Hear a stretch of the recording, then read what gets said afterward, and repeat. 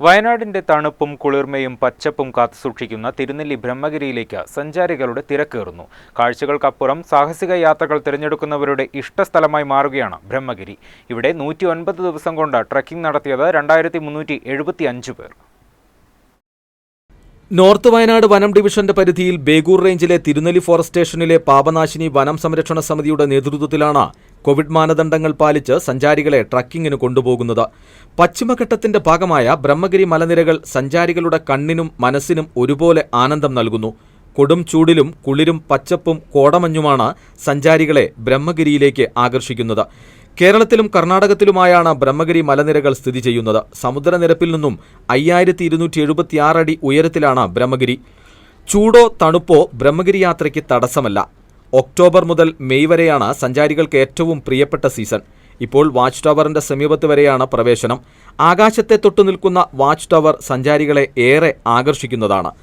Thirunelli forest IBയുടെ സമീപത്തു നിന്ന് ബ്രഹ്മഗിരിയിലേക്ക് ട്രക്കിങ്ങിന് പോകുന്നവർക്ക് രാവിലെ 8 മണി മുതൽ 9 മണി വരെ പ്രവേശനത്തിന് അനുമതി ലഭിക്കും. 5 പേരടങ്ങുന്ന ടീമിന് 2355 രൂപയും അധികം വരുന്ന ഓരോ ആൾക്കും 375 രൂപയും വിദേശികൾക്ക് 3100 രൂപയും അധികം വരുന്ന ഓരോരുത്തർക്കും 560 രൂപയും നൽകണം. ട്രക്കിങ്ങിന് കൊണ്ടുപോകുന്നതിന് പ്രത്യേകം പരിശീലനം ലഭിച്ച ഗൈഡിന്റെ സേവനവും വനംവകുപ്പ് നൽകും. കോവിഡ് നിയന്ത്രണങ്ങൾക്ക് ശേഷം സെപ്റ്റംബർ 3 മുതലാണ് സഞ്ചാരികൾക്ക് വീണ്ടും പ്രവേശനം നൽകി തുടങ്ങിയത്. നമുക്ക് ഫസ്റ്റ് എക്സ്പീരിയൻസ് ആണ്. മുകളിലെത്തി ഈ വാച്ച് ടവറിൽ കയറി ഉള്ള വ്യൂ അത് ഒരു രക്ഷയില്ല. കണ്ടാൽ കണ്ണു തള്ളിപ്പോൾ ആ രീതിയിലുള്ള വ്യൂ ആണ് എല്ലാ സ്ഥലത്തും. കണ്ടുവന്ന പനോറമിക് ഷോട്ടൊക്കെ എടുത്തപ്പോൾ എന്ത് രസമാണെന്ന് പറയും, വീഡിയോയിലും ഫോട്ടോയിലൊക്കെ. അത് കഴിഞ്ഞു നമ്മൾ ഇവിടുത്തെ വെള്ളം കുടിച്ചു. ഫ്രഷ് നല്ല മിനറൽസും ഇതൊക്കെ ആയിട്ടുള്ള വെള്ളം ശരിക്കും നല്ല റിഫ്രഷിങ്. നമ്മുടെ മൈൻഡൊക്കെ ഒന്ന് ഓപ്പണായി ആ ഓക്സിജനും എല്ലാം കിട്ടി.